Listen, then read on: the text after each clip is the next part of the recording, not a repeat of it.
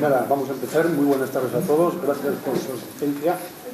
Intentaremos explicarles lo que son las ondas, los problemas que generan y al final lo que no haya quedado claro, pues intentaremos responderles. El título de la conferencia es Confirmado, las ondas existen. Pues al fin hemos tenido relativamente suerte porque el 6 de julio del 2016 se dictó la primera sentencia en el gobierno español y le vamos a leer la sentencia exactamente como es. Vamos a ver, a 6 de julio del 2016 se dictó sentencia a favor de don Ricardo frente al Instituto Nacional de Seguridad Social, concediéndole incapacidad permanente por síndrome de electrosensibilidad debido a las ondas electromagnéticas, lo que le produce una especie de alergia que provoca en quien la padece pérdida de tolerancia inducida por, o a modo de focos más recurrentes, la contaminación radioeléctrica, teléfonos inalámbricos, antenas de telefonía móvil, wifi, que obliga a quien lo padece a reducir su exposición en los entornos domésticos y laborales y evitar lugares con contaminación electromagnética. Circunstancias estas que conducen a la razonable decisión de declarar al demandante en situación de incapacidad permanente total para su profesión habitual de ingeniero de telecomunicaciones, derivada de enfermedad común con derecho a percibir la prestación correspondiente en aplicación de lo dispuesto en el artículo 137,4 de la Ley General de la Seguridad Social. Bien, esta ha sido la primera sentencia en España. Esto que en España es nuevo, hace más de 15 años que en Suecia ya es ley. Y ahora mismo hay alrededor de 300.000 diagnosticados. Proporcionalmente en España habría 1,5 millones y en León unos 15.000. Bien, esta es la primera noticia. Le traigo unas cuantas noticias, aunque el futuro jefe de gobierno dice que no se deben de rebuscar en las hemerotecas. Yo, como nunca le hago caso, pues justo he hecho lo contrario. Bien, en el Consejo de Ministros del día 22 de julio del 2016 fue aprobado el Real Decreto 299/2016 sobre protección de la salud y la seguridad en trabajadores contra los riesgos relacionados con la exposición a campos electromagnéticos.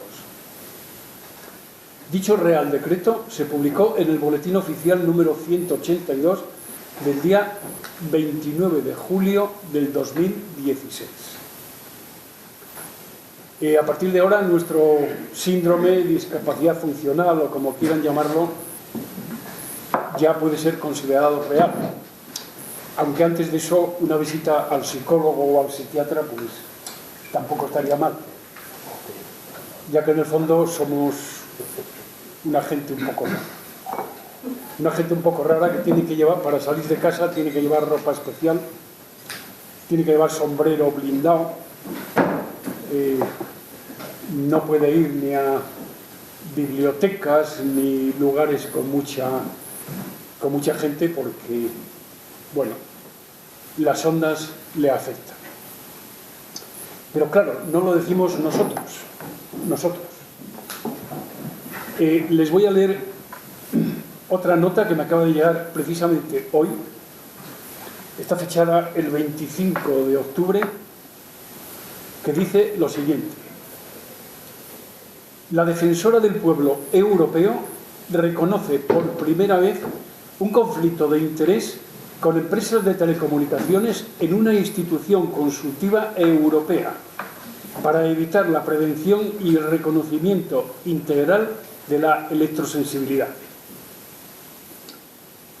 Bien, las más de 40 asociaciones y plataformas europeas de defensa de los derechos de las personas electrohipersensibles y las de lucha contra la contaminación electromagnética abajo firmantes, nos congratulamos de que la defensora del pueblo europea reconozca y solicite subsanar el conflicto de interés y las irregularidades permitidas por el Comité Económico Social Europeo, el CESE, que impidieron la votación y aprobación del dictamen previsto sobre la electrosensibilidad a la exposición a campos electromagnéticos en el Pleno 21 de enero del 2015.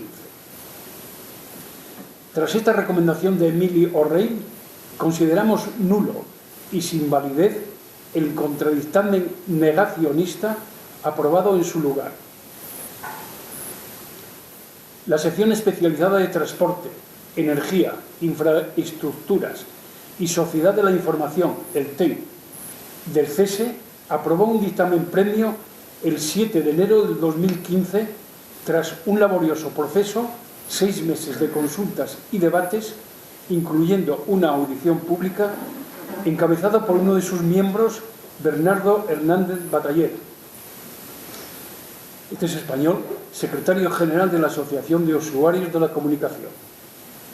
Dicho dictamen, que seguía la línea de cautela iniciada por otras instituciones europeas y diversas agencias sanitarias de países de la Unión, alertaba del potencial peligro de las radiaciones electromagnéticas y reconocía la electrosensibilidad y los derechos de las personas que lo sufrían.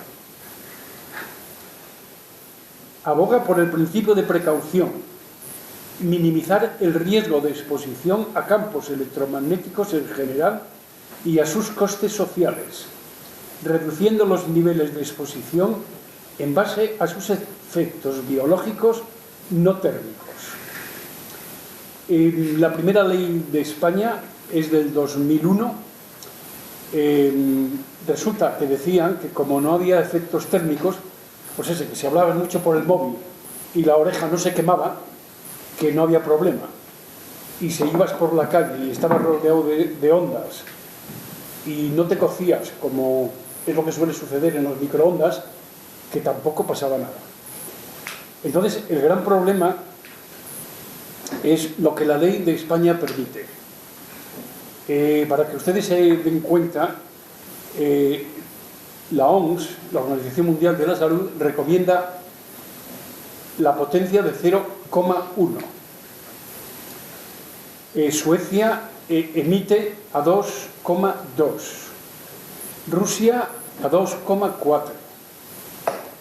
Suiza a 4,2. China a 6,6. Polonia e Italia a 10. Y España, queriendo ser lo primero en algo, pues ha puesto el tope en 450. De lo que recomienda la Organización Mundial de la Salud, 0,1 a 450, supone 4.500 veces más. Estos son datos que no los sacamos nosotros ni nos los inventamos. Continúo con la carta. Reconociendo integral, sanitario, laboral y social del síndrome de hipersensibilidad electromagnética en relación con los campos electromagnéticos, incluyendo la habilitación de zonas blancas libre de contaminación electromagnética. Esto quiere decir que en todos los sitios debería de haber unas zonas blancas, que eso significa que estén exentas de radiaciones. Por ejemplo, aquí en León hay una persona que intenta, cerca de Astorga, tiene una casa rural, intenta hacer una zona blanca, y no es que lo intente porque la zona realmente no hay radiación. Entonces, pues sería un sitio ideal para vivir. en toda la zona, pues la verdad es que marca lo mínimo, y lo curioso es que los móviles funcionan, porque a 0,1 pues es que no hay problema de móviles, funcionan todos. El problema es que aquí ahora mismo sales a la calle Ancha o a la Plaza Mayor, y ya no quiero decir nada del polígono 10 porque es que eso es un horno de microondas.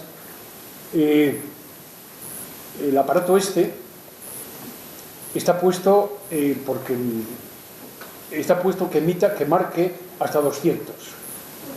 En cualquier sitio pasa de 200. Hay otro aparato que hay que colocar aquí, pero que te diría exactamente, pero es que claro, de más de 200 deberíamos de huir, literalmente. Continúo con la carta.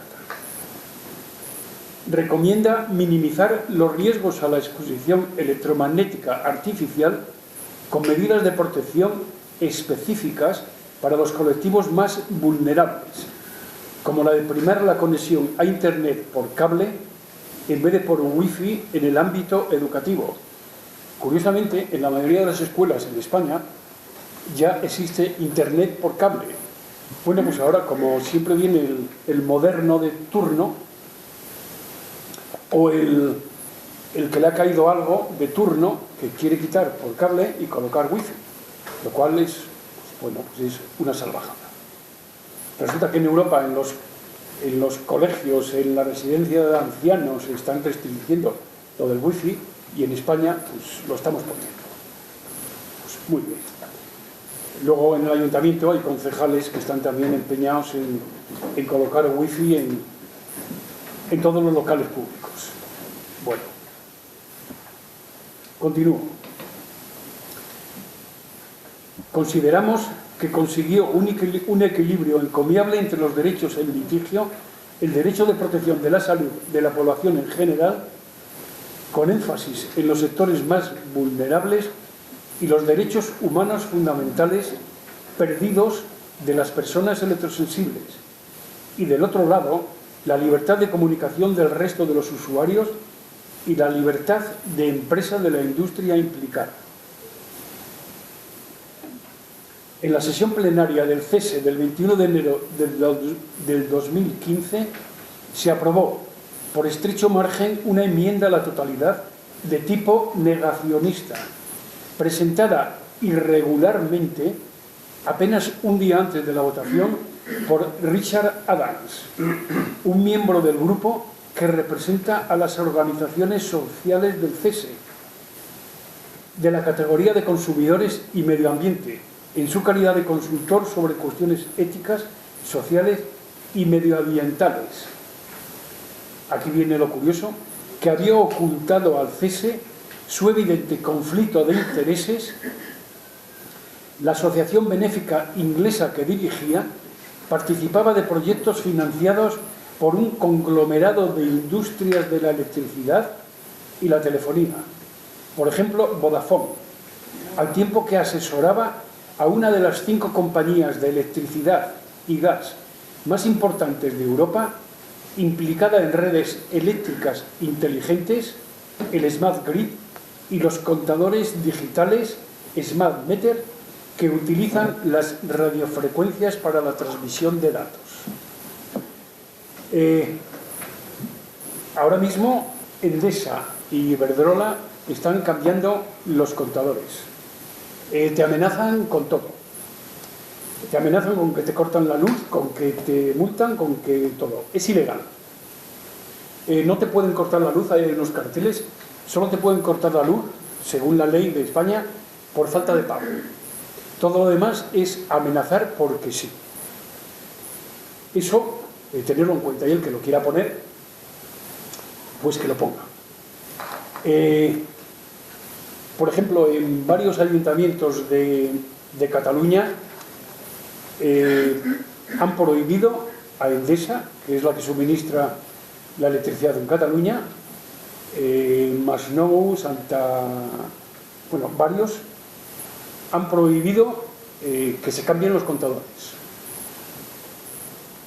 Creo que no les pasa nada.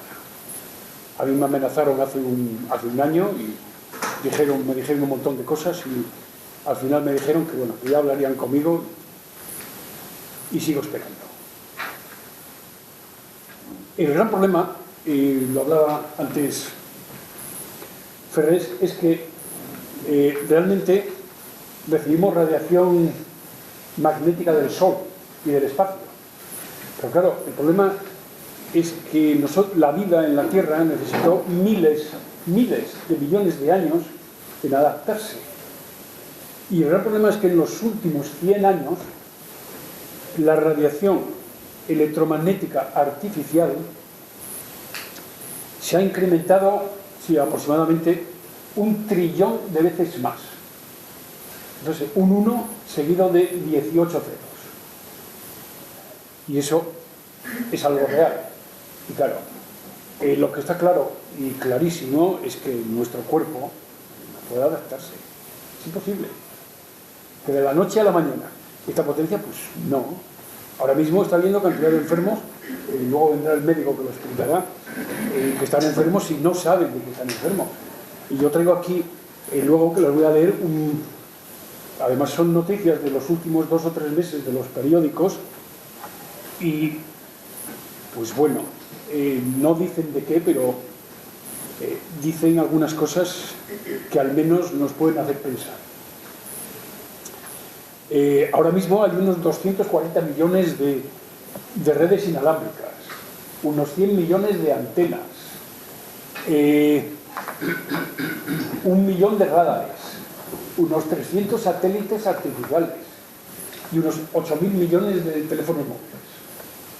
Está claro que eso es algo anormal. Y luego, claro, el teléfono móvil tiene un montón de funciones. No es igual tenerlo en llamada que tenerlo para transmisión de datos. Claro, pues, llevarlo encendido en transmisión de datos, pues la verdad es que eso. Y luego, claro, si lo dejas en casa encendido por la noche y si lo dejas al lado de la mesita, pues como despertador, pues la verdad es que estamos echando leña al fuego. Vamos a ver, lo de esta guerra que estamos aquí empezando, en España ya empezó hace tiempo, en León también empezó hace tiempo, luego parece que se apagó, ahora hemos venido gente joven y algunos antiguos que hay por aquí e intentamos que la historia pues no se olvide. Uno de los casos más sonados fue el Colegio García Quintana de Valladolid. Enfrente del colegio había unas antenas. Curiosamente, en el colegio aparecieron 5 niños justo en lo que era el frente del colegio. Todos estaban en las mismas aulas del frente del colegio donde estaban las antenas, de casualidad. Y 5 niños, el director del colegio se murió después y una empleada de la limpieza se murió también después. Entonces, bueno, los padres dijeron que basta, empezaron manifestaciones, estudios y al final se consiguieron quitar.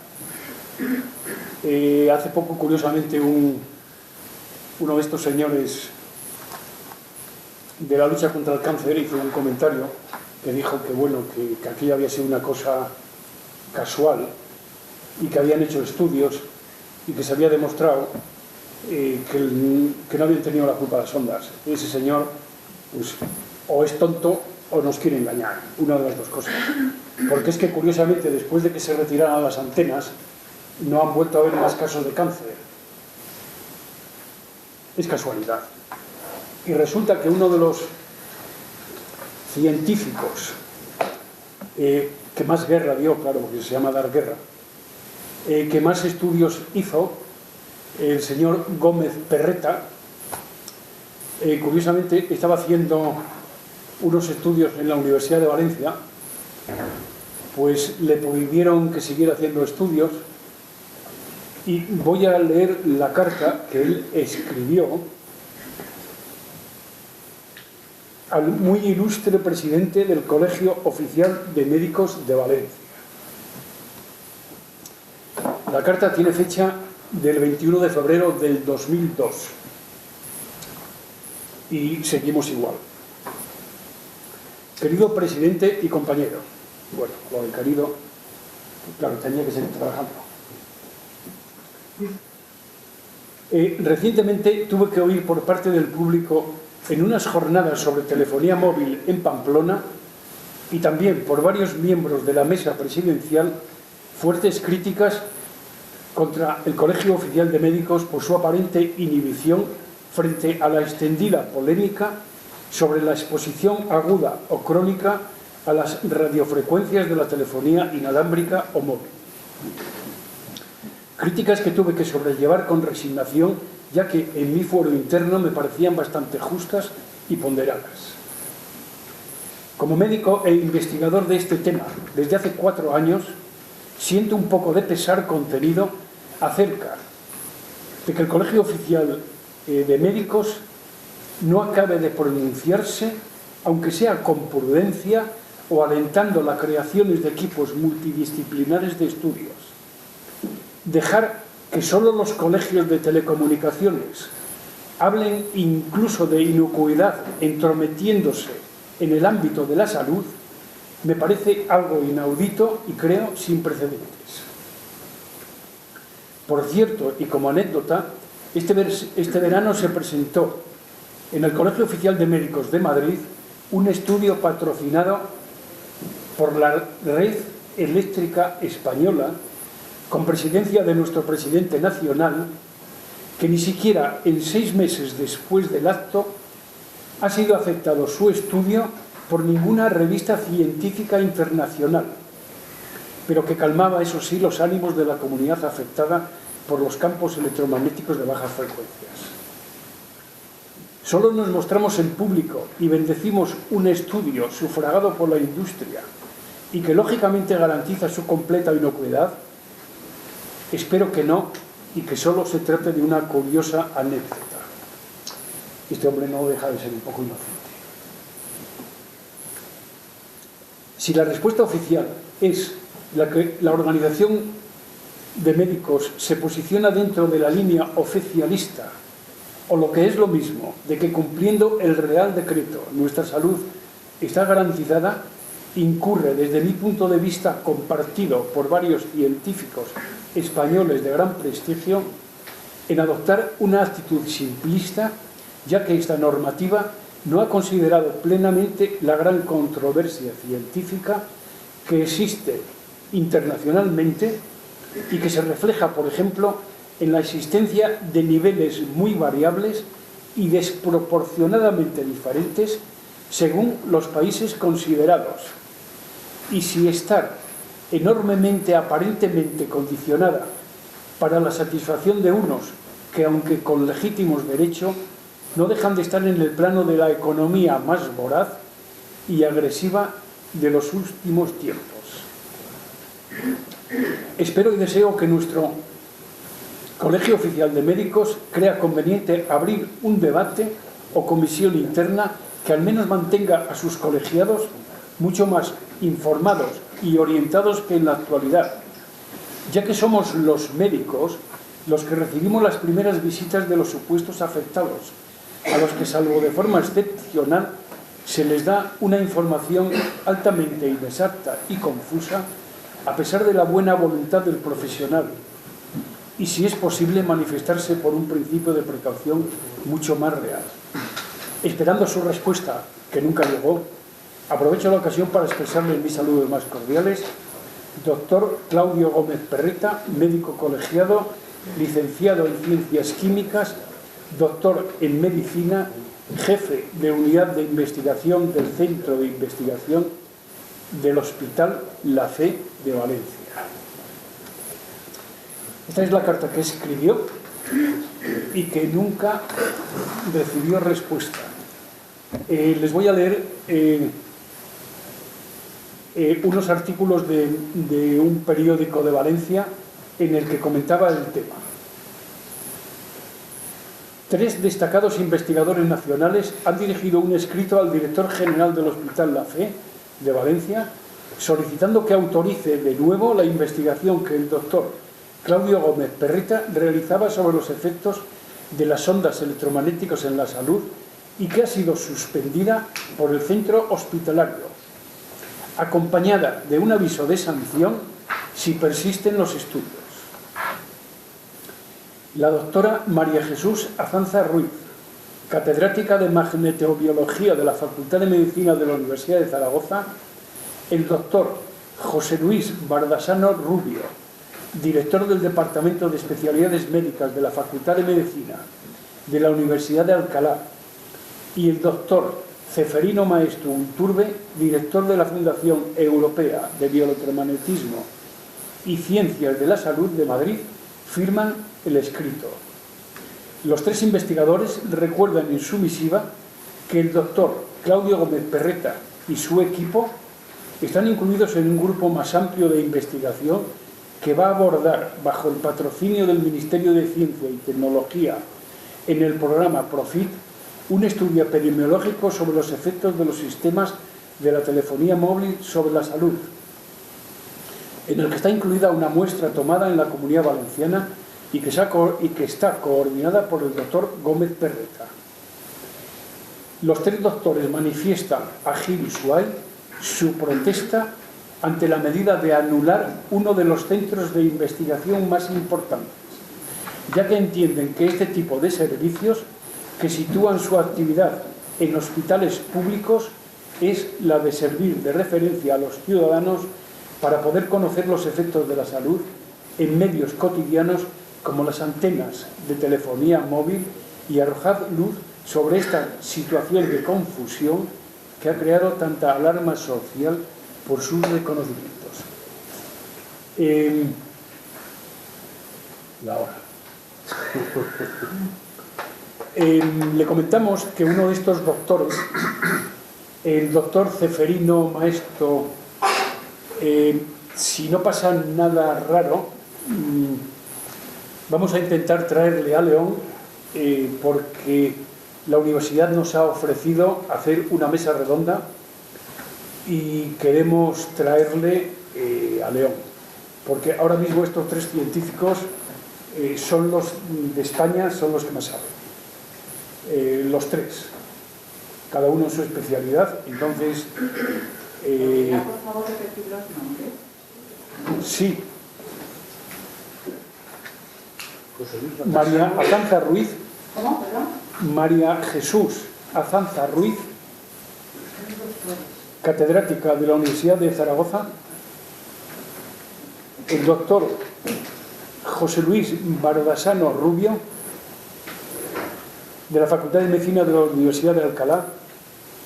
Y el doctor Ceferino Maestu Unturbe, de la Fundación Europea de Bioelectromagnetismo. ¿Cómo? No, pero es que Gómez Perreta es el de Valencia. Ah, pero dísele también, dile el nombre. ¿Pero quién lo preguntaba? Yo preguntaba por estos tres, vamos, en concreto quería saber, vamos, ya lo preguntaré luego, alguno en Madrid.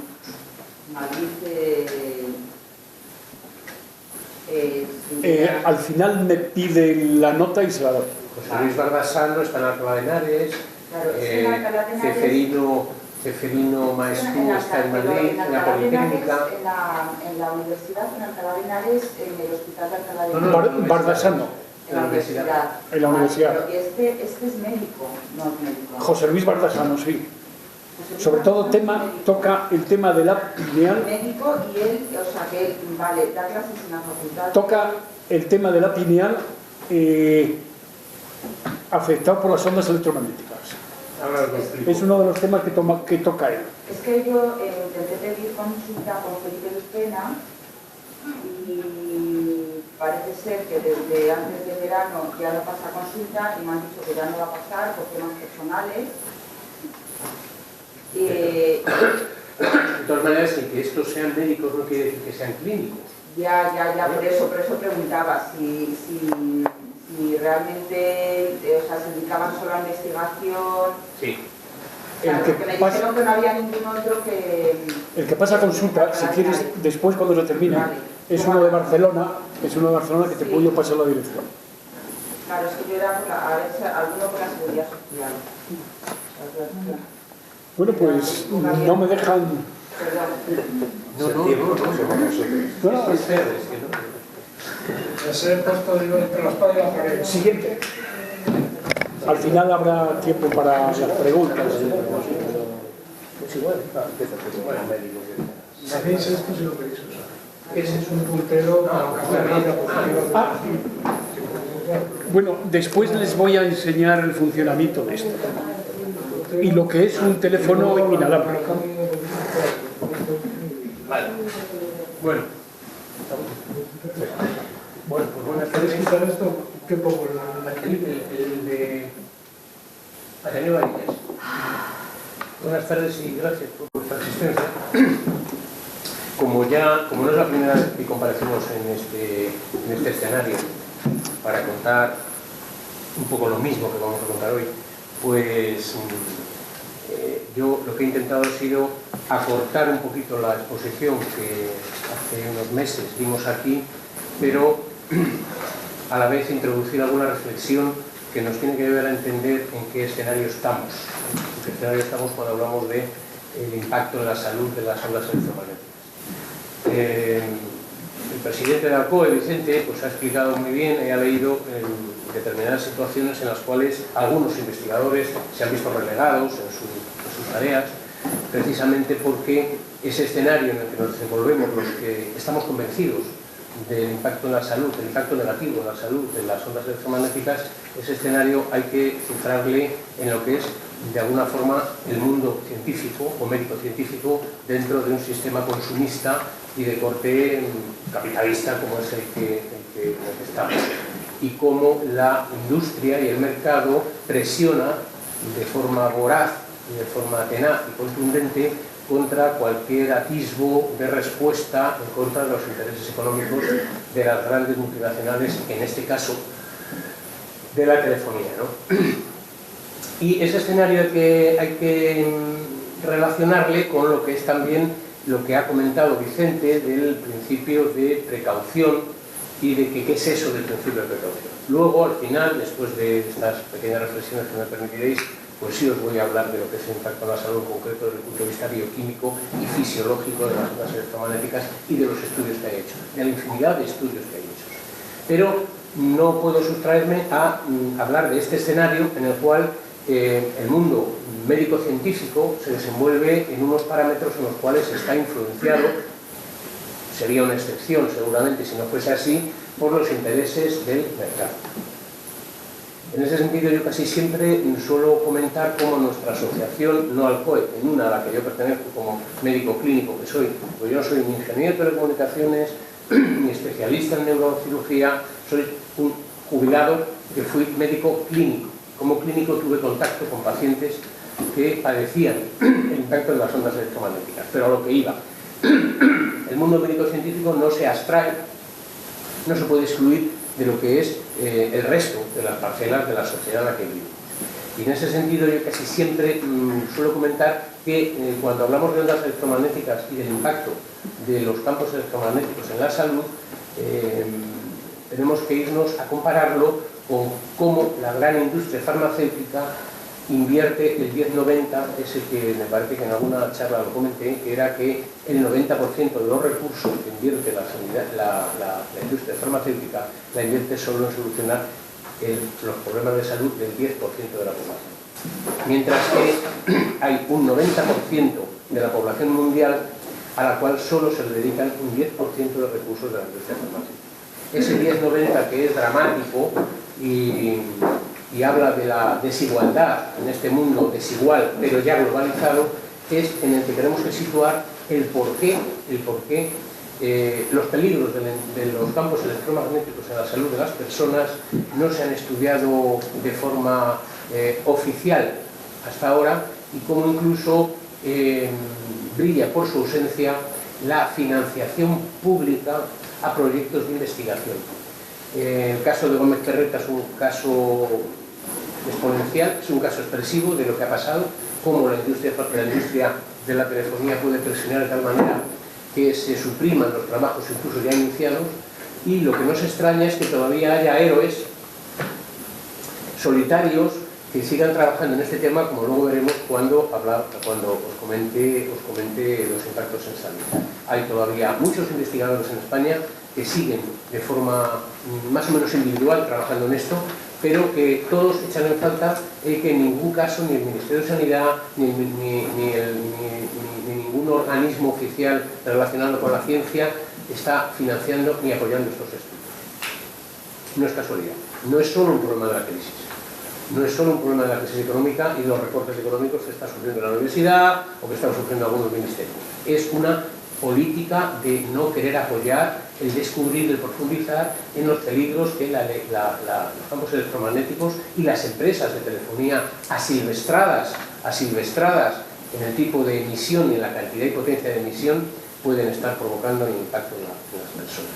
Impacto que, ya entramos en materia si queréis, impacto que nosotros desde el punto de vista médico-clínico lo ciframos en dos grupos diferentes. Por un lado están los llamados electrohipersensibles, que son pacientes que realmente detectan enseguida un campo electromagnético hasta el punto de que no pueden soportar el vivir en ese campo electromagnético por diversos tipos de respuestas del organismo.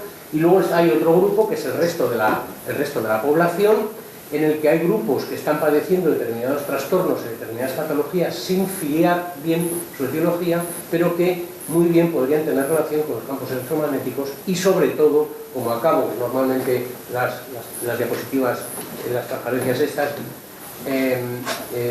puntualizando que es que llevamos 20 años solo de percibir esa potencia y esos campos electromagnéticos que efectivamente, como decía Vicente antes, estamos sufriendo desde hace 20 años, pero que de alguna forma nos ha costado miles de millones de años adaptarnos, no como personas, porque el ser humano no es tan antiguo, pero si la Tierra tiene 15.000 millones de años, quiero recordar, yo no estaba, pero si la Tierra tiene 15.000 millones de años, desde ese momento ya los seres vivos que comienzan a habitar el planeta empiezan a adaptarse a un grado de electromagnetismo que desde luego no es ni muchísimo menos el que había en 1930, por ejemplo, y mucho menos ahora.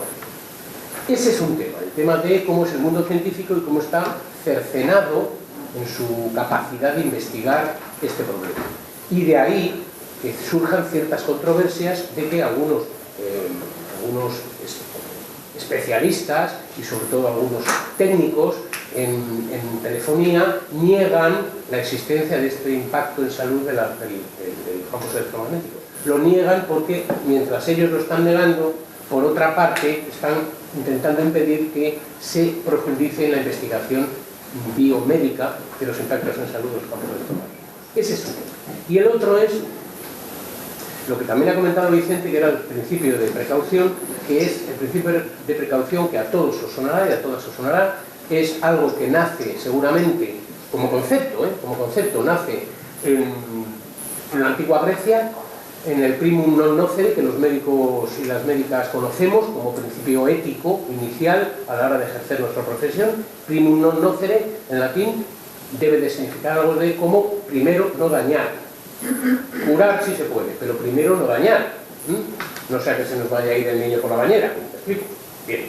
El primum non nocere, ese de alguna forma, que es un principio ético, ya os digo, de la época griega, es el que consolida a partir de 1970, fijaros, a la hora de hablar de salud medioambiental, consolida como un principio de precaución en materia de atentado contra las especies y plantas y vegetales y animales del medio ambiente como un principio de salud medioambiental. Así empieza siendo en Alemania en 1970, luego en la conferencia de Río de Janeiro en 1992 se consolida este principio de precaución en favor de las especies y contra cualquier maniobra humana que pudiera dañar a las especies, tanto animales como vegetales. Después de 1970 en Alemania se consolida en Río de Janeiro en 1992, como os digo, y luego el mismo año se ratifica en el famoso y tristemente conocido como Tratado de Maastricht. más allá de todas las maldades del Tratado de Maastricht, había un aspecto, quizá rescatable, del famoso Tratado de Maastricht, que era consolidar el principio de precaución, y textualmente venía a decir que en ningún caso, ninguna actividad humana debería de desarrollarse si había alguna sospecha de poder perjudicar al ser humano, o a los animales o a las especies, aunque no estuviera científicamente demostrado del todo. No solamente el principio de Maastricht,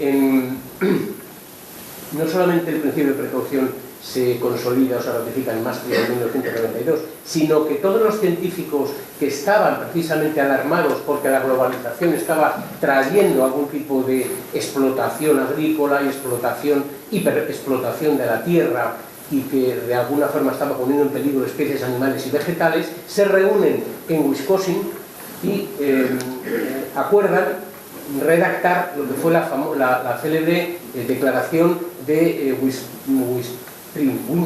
Winsprit. Y esa declaración de Winsprit os la voy a leer porque es que es realmente aplastante. La declaración de Winsprit dice: cuando una actividad humana amenace con daños para la salud humana o del medio ambiente, deben tomarse medidas precautorias aun cuando no haya sido científicamente demostrada en su totalidad la posible relación de causa-efecto. Si nos situamos en este escenario y volvemos a nuestro tema, que es el tema de los campos electromagnéticos, no hay ninguna duda de que en el tema del impacto en salud de los campos electromagnéticos estamos vulnerando cualquier principio de precaución establecido por los científicos ya desde 1970. Y vamos a ver si yo sé manejar esto. A la derecha. ¿Salió, no? Bien.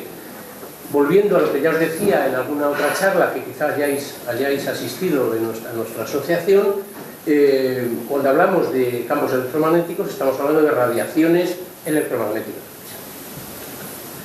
Y esas radiaciones, como todos y todas sabéis, pueden ser ionizantes y no ionizantes. A nosotros nos van a preocupar las no ionizantes, que son las que realmente se emiten con las tecnologías actuales, porque las ionizantes, que son las que son capaces de separar los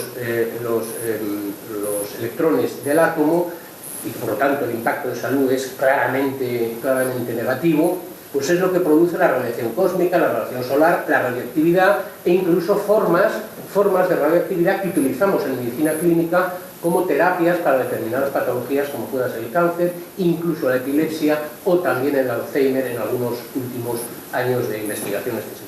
Nos preocupan las no ionizantes porque las no ionizantes son las provocadas por la luz visible, pero evidentemente no es dañina, los rayos ultravioletas, los infrarrojos, los microondas, el radar, la onda corta, las ondas hertzianas, la telefonía, wifi, WiMAX, etc.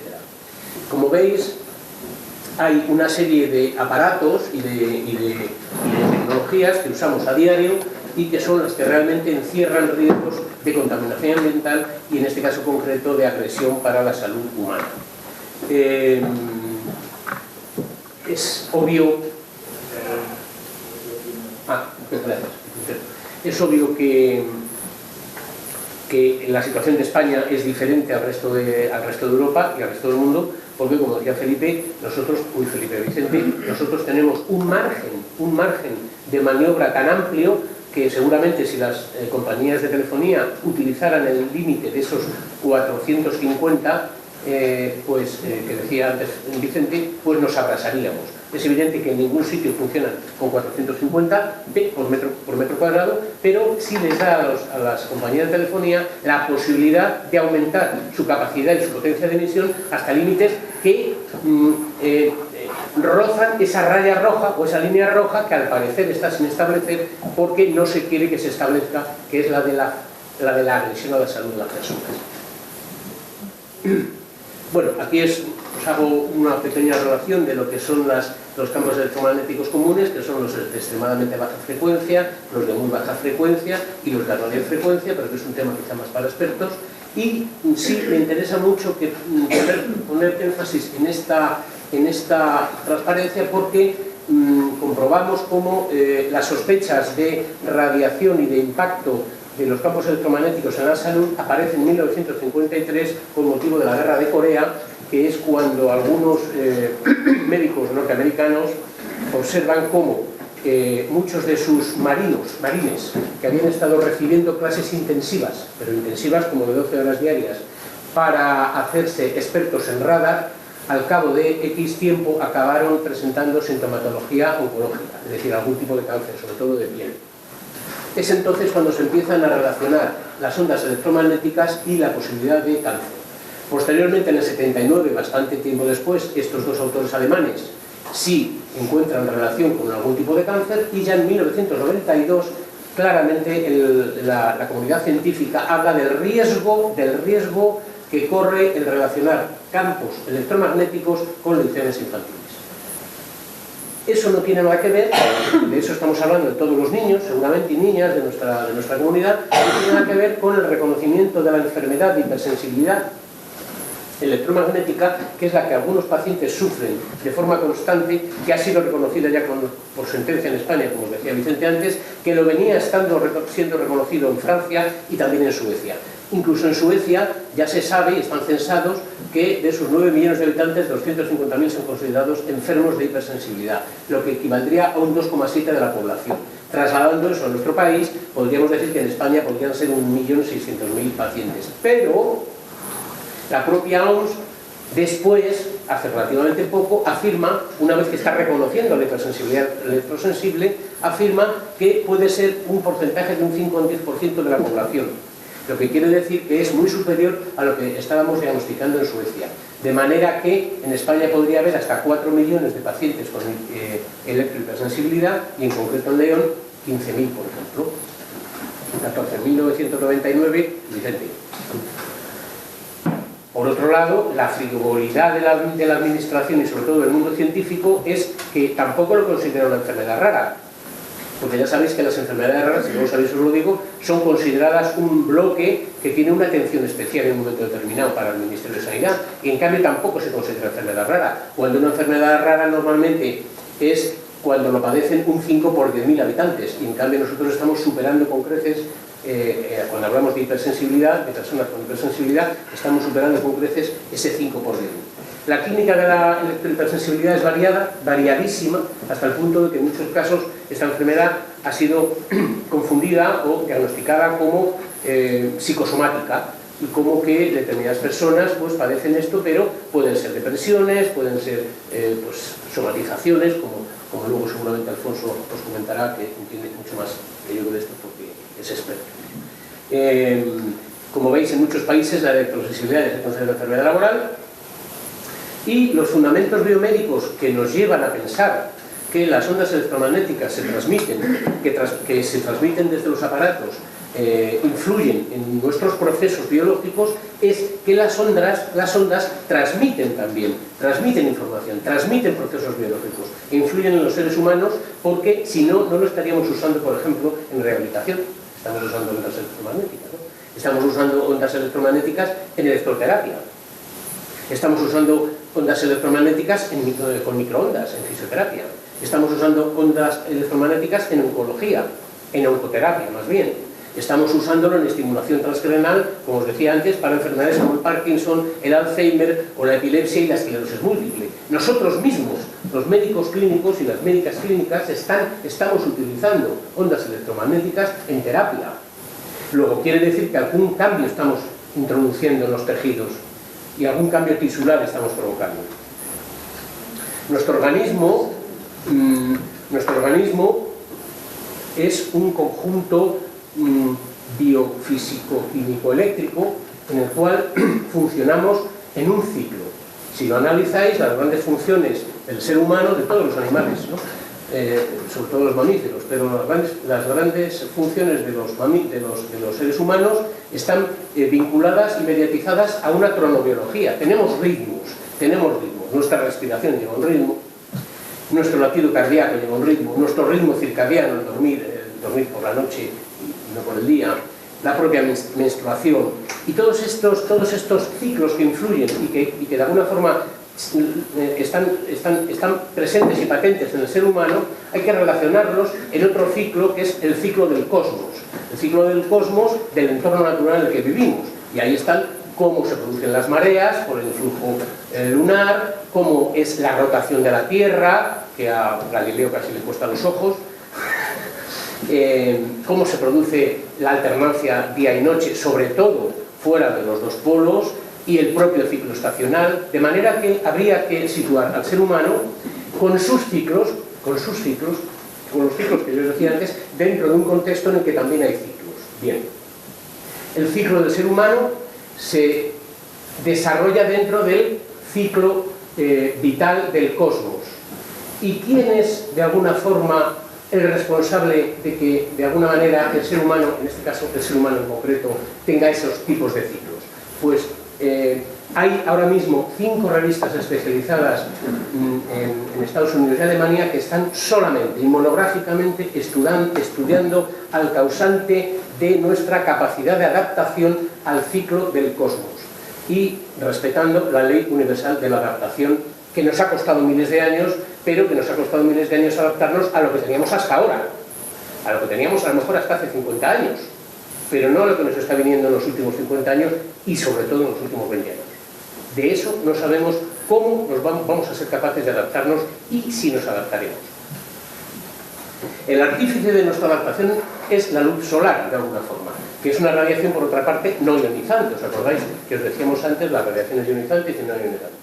La luz solar es una radiación no ionizante y nuestro reloj biológico es la melatonina. La melatonina es una pequeña sustancia, es una hormonita, por decirlo así, responsable de la secreción de otras muchas más hormonas, que se segrega en la glándula pineal. La glándula pineal es también llamada epífisis y se llama pineal porque tiene forma de piña. Entonces ya sabéis que en medicina somos muy básicos, muy pobres a la hora de poner nombres y o los ponemos en latín o hacemos unas... Entonces se llama glándula pineal. Bien, la melatonina se ha evidenciado que está sometida al influjo de las ondas electromagnéticas. Se ha demostrado en ratones, pero no solamente en animales de experimentación, sino que en los últimos años se ha demostrado cómo pacientes que padecían, valga la redundancia, que padecían enfermedad electrosensible tenían disminuida la melatonina. Y cuando esos pacientes se alejaban de la melatonina, aparte de otros marcadores, otros muchos más marcadores, que luego os podríamos hablar si tenéis dudas, pero esa disminución de la melatonina y esos marcadores de sufrimiento celular en esos pacientes que estaban diagnosticados de enfermedad de electrosensibilidad desaparecían a los 3 meses de que a esos pacientes les aisláramos de la fuente de emisión. Incluso hay restos estudiados, restos en la orina, residuos eliminados por orina, que desaparecían a partir de que se apartaba a esos pacientes de la fuente de emisión de campos electromagnéticos. Elementos que aparecían en la orina precisamente y que de alguna forma anunciaban un daño celular, un daño tisular. Hoy sabemos, como os decía antes, os lo he dicho antes de poner la diapositiva, que existe una relación entre los bajos niveles de melatonina y la exposición a otros campos electromagnéticos. La melatonina, además de ser el reloj biológico que marca nuestros ciclos, resulta que además es un anti-jet lag y es el que nos permite, por ejemplo, adaptarnos en los viajes transoceánicos. Cada uno se adapta como puede, porque cada uno tiene la melatonina que puede, pero realmente quien es el reloj que nos intenta adaptar es la melatonina. Por otra parte, la melatonina también estimula la formación de las hormonas de ovario y testículos. También la melatonina favorece la aparición de antirradicales libres, es decir, es antioxidante. Por lo tanto, influye mucho en, si tienes baja la melatonina, si de alguna forma la melatonina baja, no frena la apoptosis, que es el suicidio de las células, sobre todo la apoptosis de las células cancerosas y el envejecimiento. Es antidepresiva porque cuando falta la melatonina, el organismo que para algunas cosas, el organismo humano que para algunas cosas es un poco tonto, se parece mucho a la molécula y busca otra cosa parecida. Y entonces, ¿qué empieza a usar? Cuando le falta la melatonina, empieza a usar la serotonina. Y cuando utiliza la serotonina y baja los niveles de la serotonina, aparece la depresión. También es inmunoestimulante porque la melatonina regula la síntesis de las citoquinas, de los linfocitos, que son las que producen la respuesta inmunitaria ante las infecciones. Y también es antitumoral en la medida en la que potencia un gen natural, que es el P53, disminuyendo los estrógenos circulantes. Por lo tanto, podríamos asegurar, y hay estudios que así lo confirman, no es una cosa mía que yo haya escrito aquí, podríamos asegurar que las ondas electromagnéticas, al afectar a la melatonina, provoca, de alguna manera, en algunas personas, fallos en la respuesta adaptativa e inmunitaria y, por lo tanto, mayor exposición a la enfermedad, fallo en la compatibilidad electromagnética entre nuestro ciclo biomagnético y el exterior, fallo en la sincronización de ritmos y se generan cronopatías electromagnéticas, que es como ahora se están llamando de forma biofísica, por decirlo así, a la electrosensibilidad. La enfermedad electrosensible es un término clínico, pero el término científico es el de cronopatía electromagnética interferencial. Bien, pero es que además las ondas electromagnéticas no solamente afectan a la síntesis de la melatonina, es que además las radiaciones, con su efecto acumulativo, afectan al ADN celular, alterando su membrana celular y además lanza unas señales físico-químicas y de intercambio iónico, de manera que rompe las ondas electromagnéticas, y eso está demostrado en estudios, rompe la barrera hematoencefálica, o al menos abre fisuras en la barrera hematoencefálica, permitiendo la alteración de la fisiología cerebral. Aparecen cambios en la actividad de las enzimas, intervienen mecanismos bioquímicos, eléctricos y del intercambio, se relaciona con daño biológico, se relaciona con una calcificación arterial. Al parecer aparece antes la calcificación arterial que en otro tipo de pacientes sometidos al mismo tipo de vida, trabajo, etc.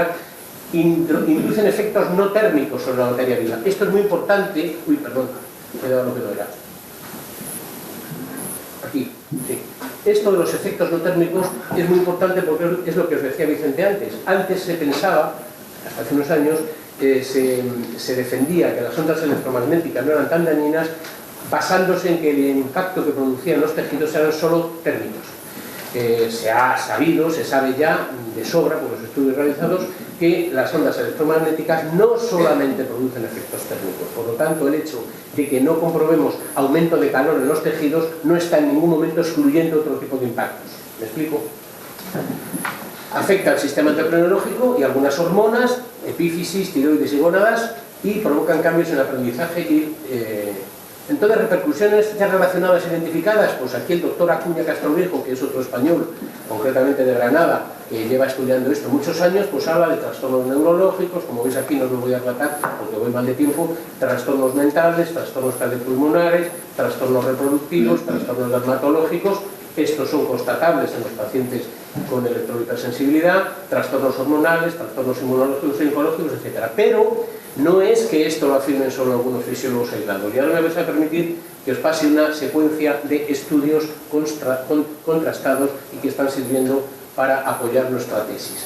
Y los voy a pasar rápidamente porque no hay tiempo para comentarlos todos. Mirad, Agencia de Protección Sanitaria de Gran Bretaña en 2007, Estudio Interphone, Fundación Geoambiental, Universidad de Exeter, Barry Tower, que fue un experto en normas radioondas, que llegó a afirmar que el mantener el wifi en las escuelas debía de ser un delito sancionable con la pena de muerte, un poco bruto, ¿verdad? Pero cadena perpetua. Bueno, cadena perpetua.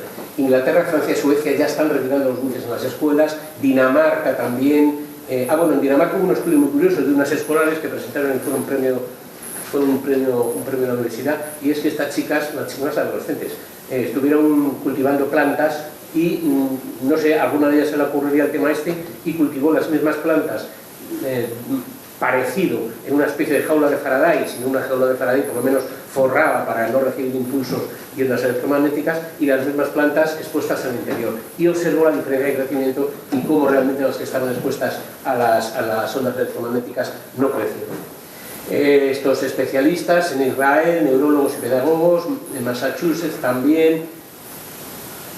Aquí hay una serie de expertos, como veis, que no procede irlos comentando uno a uno, pero que cada uno de ellos son prestigiosos investigadores que han opinado a favor y con el trabajo que llevan haciendo, defendiendo el impacto en salud de las ondas electromagnéticas. En concreto, el doctor Dominique Belpont, del Instituto del Cáncer de París, lleva un montón de trabajos hechos, además con técnicas súper finas y modernas, son técnicas de perfusión, y ha comprobado cómo hay una hipoperfusión en los tejidos sometidos a campos electromagnéticos con la apertura de la barrera hematoencefálica y la aparición de estas proteínas, que era lo que yo decía antes, que denotaban daño tisular con las células. Proteínas de estrés y niveles de melatonina bajos. Parámetros que disminuían... Uy, me sigo confundiendo, Ferres. Parámetros que disminuían en estos pacientes tras 3 meses de alejarse de la fuente. Bien, sigue habiendo el Ministerio de Sanidad. Esto ha salido muy mal, ¿no? Bueno.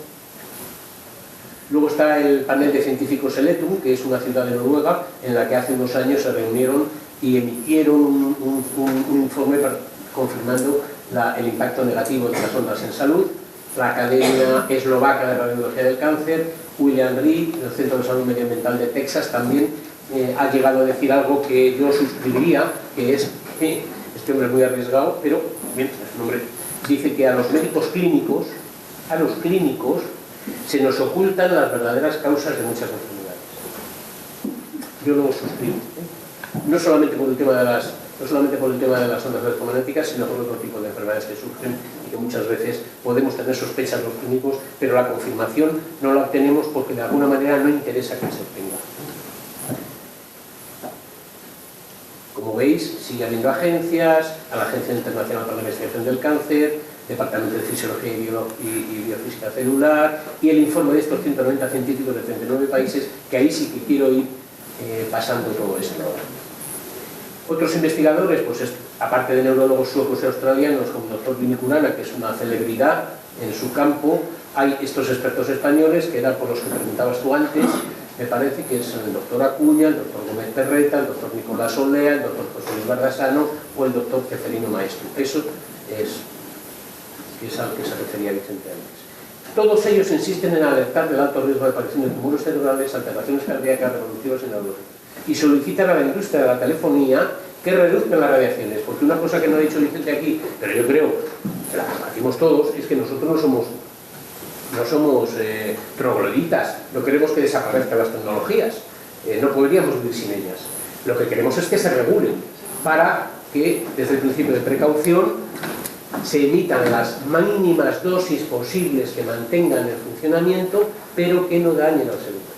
Ese es el principio de precaución llevado a un concepto que es lo de ALARA, que se llama, ¿no? No existe ningún científico que niegue la potencial peligrosidad de las ondas. Supongo que habrá pasado, ¿no? ¿Me quedan? Ah, bueno. Uno de los trabajos más interesantes es esto que se llama Informe Bioinitiative, que se hace cada 2 años.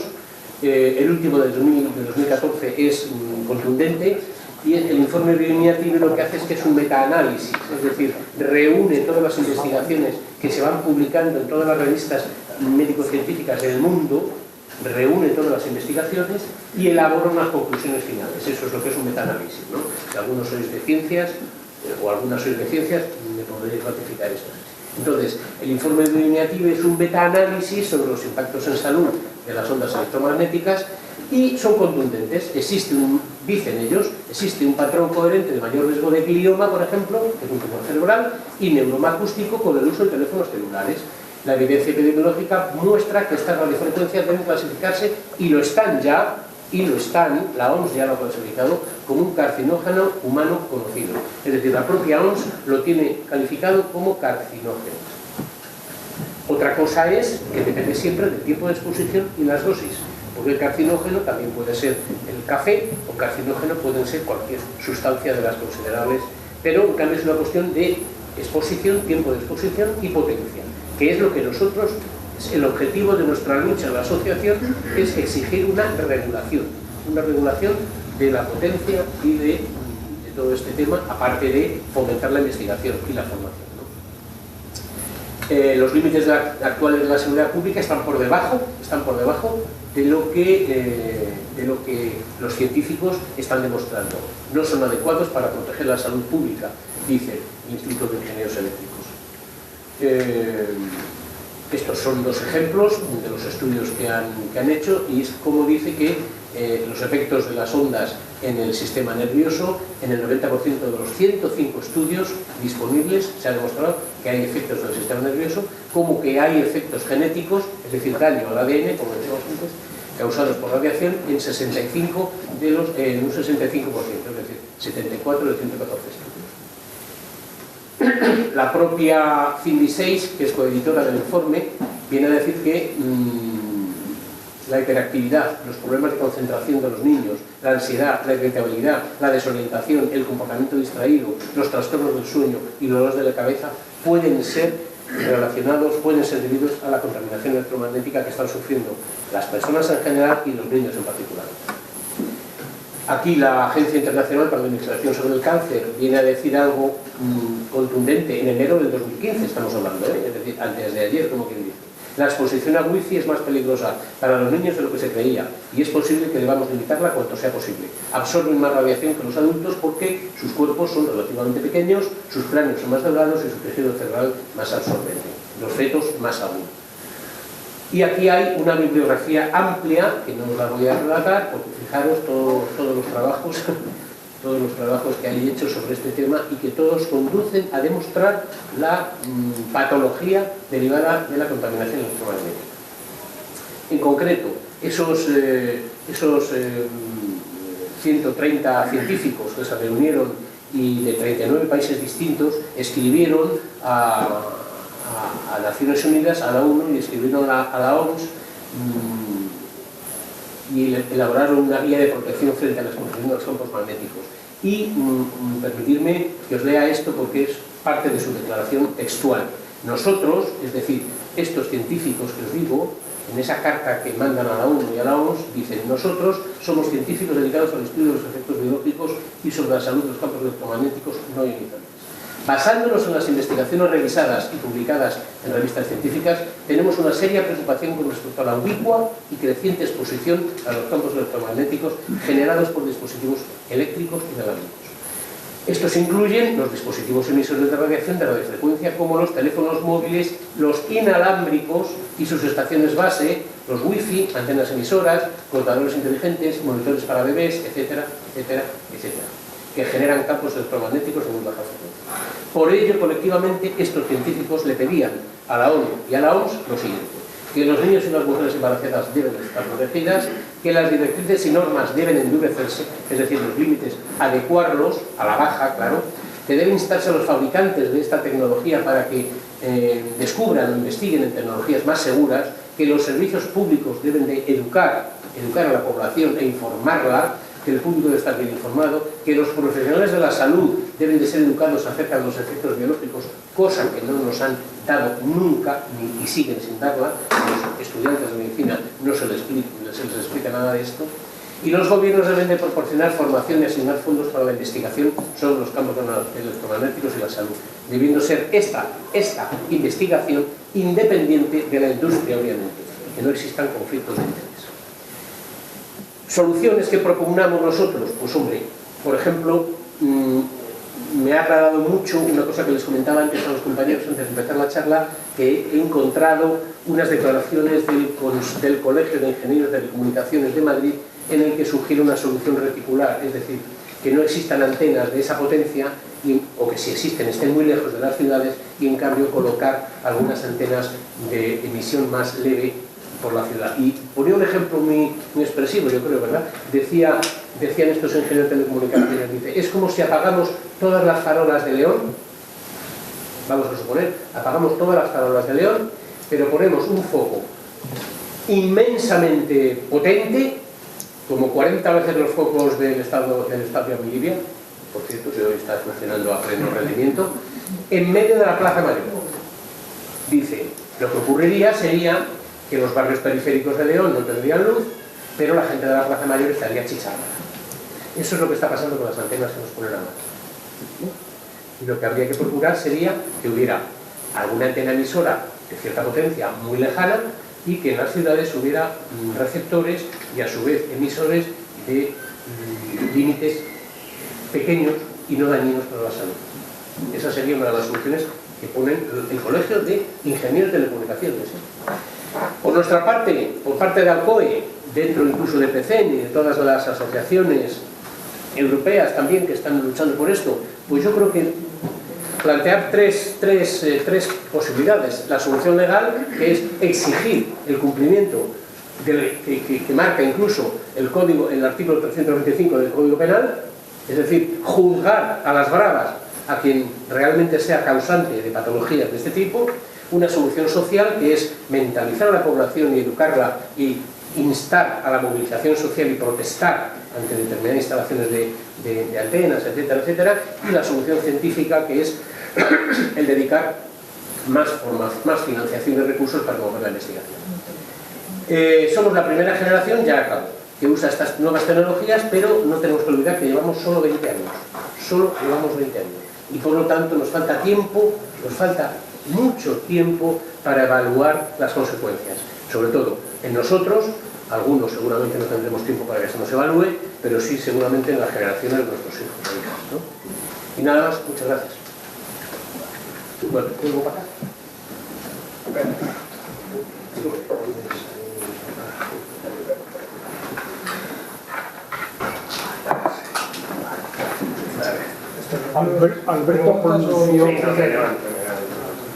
Alberto pronunció la palabra de un científico francés, que es el que más sabe. Textualmente ha dicho que él está convencido que el 60% de la población mundial está sufriendo algún tipo de problemas por culpa de las ondas electromagnéticas. El 60%. Pero si en Europa están emitiendo a tan baja potencia y ya saben que son malas, y resulta que aquí tenemos 4.500 veces por encima de lo permitido en Europa, ¿cómo estamos aquí dentro de...? Por eso hay tanto ictus, infartos y demás, porque es que estamos en tiempo. Por algo será. Guardar el principio de precaución, si no sabían si eran buenas o malas, ¿por qué las han dejado colocar? No entiendo nada. Me toca. Bueno, allá por el año 1920, 3 charlatanes, en aquellos momentos hablaban de la posible influencia, por ejemplo, del consumo de tabaco en la aparición de lo que en aquellos momentos ya se conocía como una enfermedad que se llama cáncer. Eran charlatanes de su tiempo. Allá por los años 60, algunos otros charlatanes también de ese momento histórico hablaban de algo que incluso un presidente de gobierno de un país llamó como que su primo no creía en ello. Hablaban ya de un cambio climático que se estaba produciendo en nuestro mundo fruto de determinados factores ambientales. Yo supongo que dentro de 100 y pico años, cuando ninguno de nosotros probablemente estemos aquí, por mucho que crezca la esperanza de vida, algún otro charlatán de ese tiempo dirá que allá en los años principios del siglo XXI, una serie de charlatanes hablaban de la influencia de las ondas electromagnéticas en la salud de los ciudadanos. El tiempo nos dice que muchas veces estos factores medioambientales que influyen en las especies, tanto vegetales como animales, son fruto muchas veces, y quiero recordarlo, porque quizás sea más importante a veces hablar de aspectos de nuestras costumbres, de nuestras conductas. Estos factores medioambientales responden a hábitos de consumo. Nosotros consumimos teléfonos móviles, consumimos ordenadores portátiles, consumimos hornos de microondas, porque alguien en un momento determinado, esto es un teléfono joven, perdón, porque alguien en un momento determinado nos genera una situación de consumo, que muchas veces son innovadores, muchas veces efectivamente esas nuevas tecnologías o esos nuevos inventos favorecen lo que podríamos denominar el bienestar, en este caso del ser humano. Pero si bien responden a nuestros hábitos de consumo, esos hábitos de consumo no aparecen, como os decía, por casualidad. A alguien nunca se le ocurre decir, coño, pues estaría bien tener yo un cachivache en casa rectangular donde metiese un producto alimenticio y un espacio breve de tiempo ese producto alimenticio se me cocinase, se me cociese. Efectivamente alguien en un momento determinado ideó, y después una industria que responde a un sistema económico que fomenta nuestro consumo, a veces innecesariamente, se preocupó ya de, mediante los sistemas publicitarios, de propiciar el consumo de microondas, por poner un ejemplo, aun cuando pueda influir también en nuestra salud. Como os decía, esos charlatanes del siglo pasado, que después se ha constatado que efectivamente determinados factores de nuestro consumo perfectamente potenciados por acordaros aquellos que ya algunos sois tan mayores o tan jóvenes adultos como yo, aquellos anuncios de Marlboro, donde aquel cowboy fumaba Marlboro y era un hombre atractivo, era un hombre resultante, era un hombre que tenía éxito siempre y cuando fumase Marlboro, lógicamente. Bueno, por cierto, aquel cowboy murió precisamente de un cáncer de pulmón, casualmente. Otros cowboys anónimos han ido muriendo a lo largo de estos últimos centurias. Como os decía, probablemente algún día, aun cuando nosotros no lo veamos, se pueda realizar. Este tipo de factores medioambientales que influyen en nuestra salud, a veces, por cierto, muy silenciosos, como otro tipo de contaminaciones, no solamente la de las ondas electromagnéticas, sino la contaminación por el aumento del CO2, por la disminución del ozono, etcétera, etcétera, también a veces se ven acompañados, que es de lo que yo quería ahora hablar un poquito, muy brevemente, de otro tipo de factores que afectan a nuestra salud. Pero no solamente a nuestra salud física, como hablaba el compañero Alberto, sino también que afectan a nuestra salud mental, a nuestra forma de conjugar nuestra vida con el ambiente, con nuestros semejantes.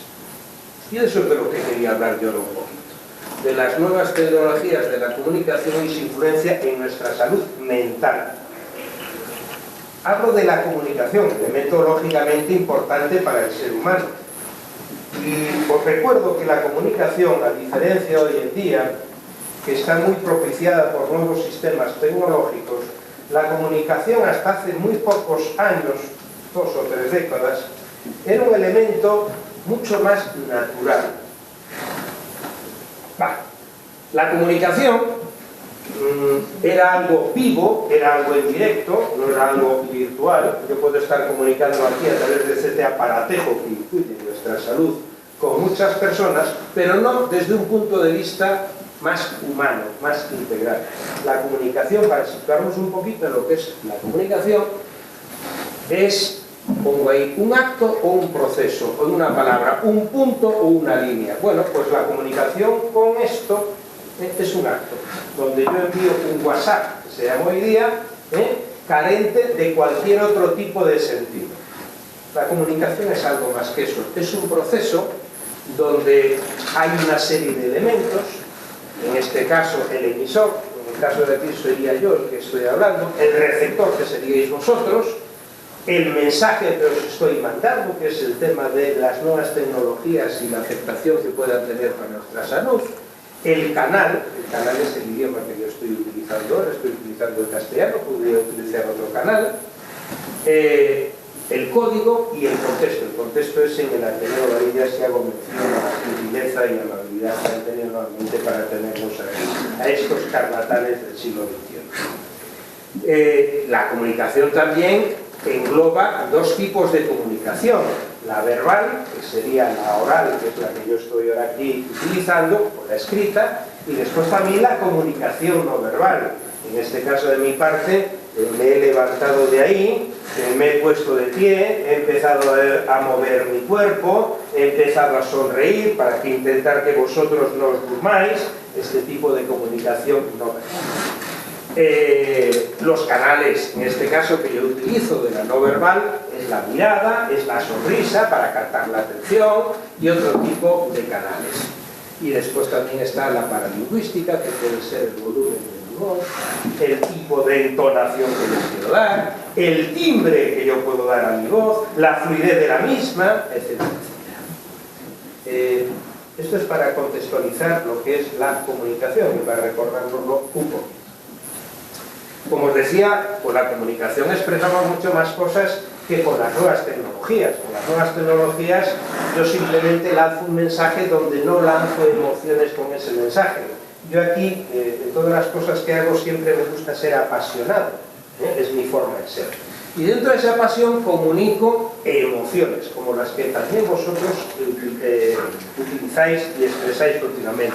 Emociones con la comunicación, pues alegría, cólera, tristeza, enfado, miedo, desprecio, Esas son emociones que también están presentes en la comunicación. Con las nuevas tecnologías, el campo de las comunicaciones está bastante flojo a nivel de lo que son las emociones.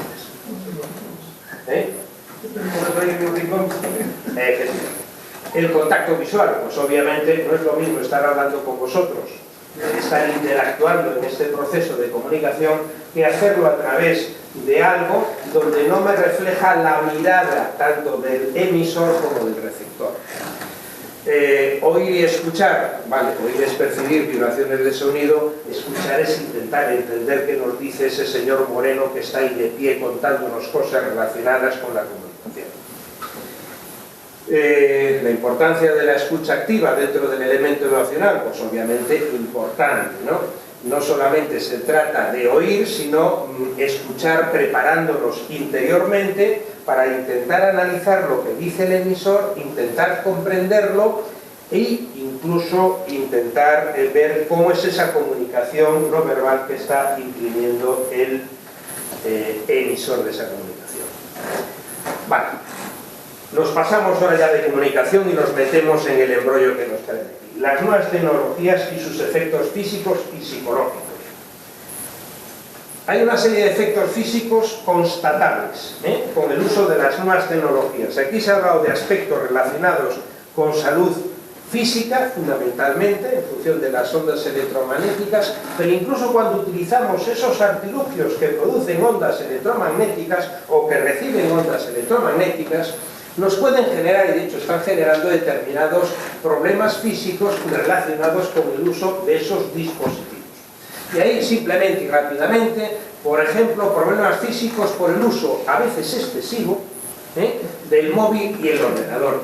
En este caso, problemas oculares, fatiga ocular, ojo seco, miopía en niños, dolores posturales en función de la postura que tenemos, en este caso, delante del ordenador, a veces problemas en la muñeca, en el túnel carpiano, podéis andar con el ratón y demás, tendinitis en el pulgar cuando hacemos esto, ¿no? En un momento determinado, voy a mandar un mensaje, como digo yo, estamos ante la nueva generación, la generación pulgarcito, que son los que utilizan los pulgares para comunicarse. Ya lo decía antes también el compañero Alberto, problemas de insomnio por disminución de la producción de melatonina, y por cierto, problemas de infertilidad también en el varón. Estoy hablando de problemas físicos relacionados con el uso de dispositivos que reciben ondas electromagnéticas.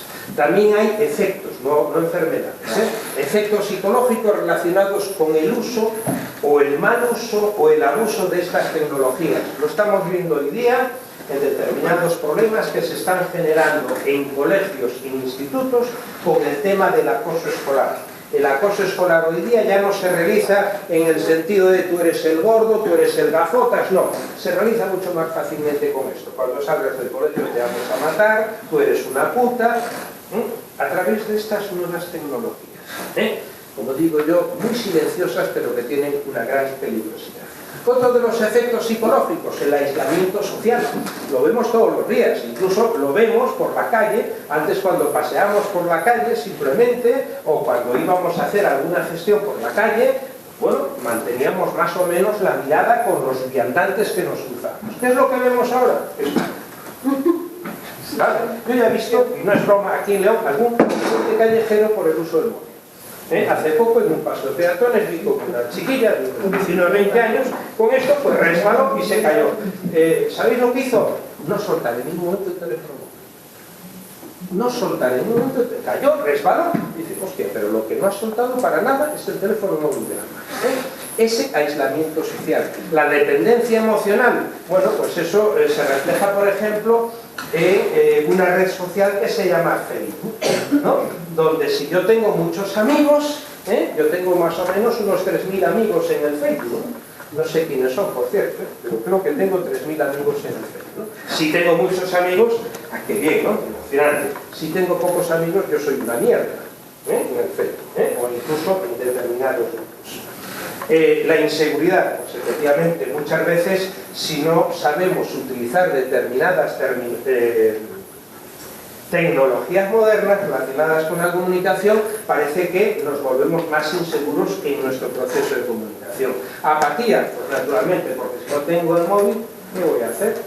Muchos de nuestros hijos o de nuestros nietos en estos momentos, si no tienen la PlayStation, si no tienen un ordenador o otro tipo de videojuegos, no saben qué hacer. Apatía. La soledad, pues, lógicamente también va acompañado de ese efecto psicológico, porque cada vez nos aislamos más. Hay costumbres en estos momentos en Japón incluso que están llevando un comportamiento sexual donde no hay comunicación con el otro compañero, absolutamente. Se están aislando en determinadas casas, en determinadas habitaciones, y no hay, digamos, una interacción social de esas nuevas generaciones jóvenes entre unas y otras, provocando, por cierto, en la sociedad japonesa un grave problema de natalidad infantil. No hay matrimonios, no se establecen relaciones de amistad y después de noviazgo, no, cada vez se aíslan más, a través, por cierto, de ese tipo de cosas. Se aíslan, ellos y ellas, pero con nuevas tecnologías, a lo mejor con buenos alimentos, como tenemos costumbres en España, no, pero con nuevas tecnologías que no les van. Fracaso escolar, otro de los efectos psicológicos que estamos viendo, y agresividad, porque si yo en un momento determinado como niño joven no tengo, digamos, satisfacción a través de las nuevas tecnologías, eso me genera una agresividad hacia mi entorno, por los problemas escolares que a veces vemos de palizas, como vimos hace poco en Madrid, donde, por cierto, también había habido acoso psicológico a través del móvil. Esos serán los efectos, pero es que también tenemos trastornos, también tenemos enfermedades debido al uso, mal uso o abuso de estas nuevas tecnologías, como depresión, que simplemente las voy a mencionar, como ansiedad, trastornos compulsivos es que tenemos la necesidad imperiosa de hacer una determinada conducta, como el que está con las tragaperras todo el puñetero tiempo ahí en los bares metiendo dinero en una tragaperra.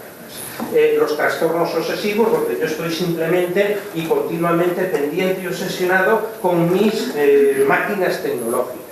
Y determinadas fobias también, efectivamente, es otro de los trastornos o enfermedades que están causando estas nuevas tecnologías. Estas nuevas tecnologías están produciendo, vamos a llamarlo así, determinados síndromes, por decirlo de alguna manera, que es el síndrome, por ejemplo, son pequeñas curiosidades de la llamada imaginaria. Los que tenemos móviles, que a veces los metemos aquí en los bolsillos, acordaros que el móvil también tiene un sistema de vibración, no solo de sonido, ¿no? Y muchas veces los llevamos a la mano del bolsillo porque me parece que estaba sonando, dice, ¿no? El síndrome de la llamada imaginaria. Es tanta nuestra dependencia al móvil que sentimos la vibración cuando no está apareciendo ninguna llamada. El cibermareo, pues efectivamente el cibermareo es otro de los síndromes que curiosamente, o de las curiosidades que en estos momentos están apareciendo, que se refiere a un dispositivo que yo traje la última vez, que es un dispositivo que dije que dentro de unos años, y creo que no me equivoco, que ahora Samsung ha tenido un pequeño problema ahí con el S7 que ha tenido que retirar, ese teléfono móvil que se encendía, quiere decir que explotaba más que se encendía, ¿no? Que es la realidad virtual, esas famosas gafas que ahora se están poniendo de moda y que os aseguro que en un momento determinado formarán parte de nuestras casas, igual que los hornos microondas, las lavadoras o las neveras. Y no habrá una, porque acordaros algunos de vosotros y de vosotras que en mi generación al principio aparecía una televisión en casa, aquellas de blanco y negro, acordaros con aquellas dos antenas y un transformador abajo, y qué bien, ¿no? Qué bien que tenemos ya televisión en blanco y negro en casa. Después el siguiente objetivo era que esa televisión fuese en color. Vale, ahora el objetivo, que ya casi incluso se está extinguiendo, y en la última década, era tener 3 o 4 televisiones en casa. Una en la cocina, otra en el salón, otra en la habitación de mi hijo y otra en la habitación nuestra para que de noche pudiéramos estar ahí. Con lo cual, por cierto, no sé si os dais cuenta que como yo fomentábamos la soledad a través del uso de estas tecnologías. La dependencia de Internet no os lo cuento. La dependencia de videojuegos en línea para los niños, el tema de la PlayStation y demás, es otro de los efectos. Lo que os decía antes también, la depresión del Facebook. el efecto Google. El efecto Google es eso que ahora para buscar cualquier información nos vamos a Google, ¿no? Es decir, a ver, ¿cuándo descubrió Colón América? Espérate un momentín, dice mi cuñado, coge el teléfono móvil, se engancha en el Google y tal fecha, ¿no? ¿Qué es lo que está potenciando eso? Que no estamos estimulando nuestras áreas de memoria, porque como lo tenemos todo aquí, ¿para qué vamos a estimular nuestras áreas de memoria? Con lo cual nuestros deterioros cognitivos propios del avance de nuestra edad cada vez van a ser más tempranos. Esos son aspectos, como os decía, relacionados con la salud. Aquí hay determinadas frases de algunos lingüistas, de algunos conocedores y estudiosos del sistema de comunicación humano, que tampoco quiero ahondaros mucho porque ando muy poco de tiempo. Sí que me gustaría refrescaros vuestra memoria con una frase de un autor español, Francisco de Quevedo, que dice que, yo decía, porque ya no está entre nosotros, que el árbol de la vida es la comunicación con los amigos. El fruto, el descanso y la confianza en ellos. Para mí eso es una buena definición de lo que puede ser la comunicación. Y una frase de Marcel Marceau, que era un mimo francés de la Segunda Guerra Mundial, que decía algo en aquellos momentos que es perfectamente adaptable a este siglo XXI y 2016 donde estamos. Dice, el hombre moderno se rodea de infinitas posibilidades de comunicación, nos rodeamos de infinitas cosas para comunicarnos. Y paradójicamente es lo que siempre le falta, de ahí la conflictividad en determinados sectores de la humanidad. Y nada, muchas gracias a todos y a todas.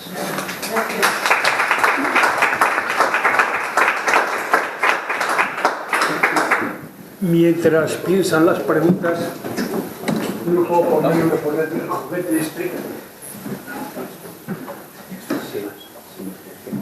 Esto es lo que normalmente la gente tiene en casa. Tenía. Es un teléfono inalámbrico. Ahora está apagado. Eso se ve. Ahora está apagado y no pasa nada.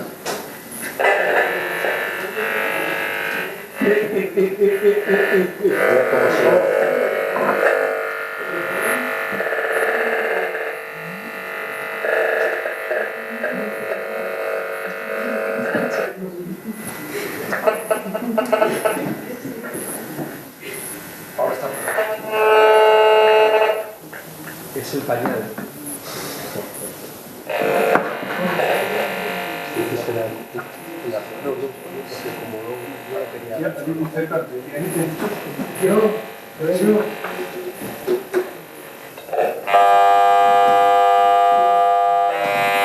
Esto es lo que está emitiendo este teléfono inalámbrico las 24 horas de la noche. Pero no solo eso, sino los dos. Si esto está en un sitio y el otro está en el otro sitio,